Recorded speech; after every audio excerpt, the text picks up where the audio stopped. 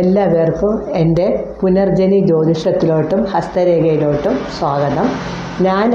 ഞാൻ കഴിഞ്ഞ കുറേ എപ്പിസോഡായിട്ട് എൻ്റെ വിരലുകളിലുള്ള ഓരോ വിരലിലുള്ള കാക്കപ്പുള്ളിയെപ്പറ്റി നിങ്ങളോട് പറഞ്ഞിട്ടുണ്ടായിരുന്നു. അടുത്ത ഞാൻ പറയാൻ പോണത് മണ്ഡലങ്ങൾ. വിരലിൻ്റെ താഴെ തന്നെ മണ്ഡലമുണ്ട്. ഓരോ വിരലിൻ്റെ താഴെ മണ്ഡലമുണ്ട്. ആ മണ്ഡലങ്ങളിൽ വരുന്ന കാക്കപ്പുള്ളിയെ പറ്റിയാണ് ഞാൻ പറയുന്നത്.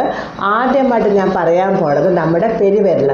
ഈ പെരുവിരലിന് താഴെയുള്ള മണ്ഡലമാണ്, പെരുവിരൽ തന്നെയാണ് അതിൻ്റെ താഴെയുള്ള മണ്ഡലം, ശുക്രമണ്ഡലമാണ്. അവിടെ കാക്കപ്പുള്ളി വന്നാൽ എന്തൊക്കെയാണെന്ന് നമുക്ക് നോക്കാം. നമ്മുടെ ശരീരത്തിലെ ഏറ്റവും വലിയ രക്തധമനി അവിടെയാണ് സ്ഥിതി ചെയ്യുന്നത്.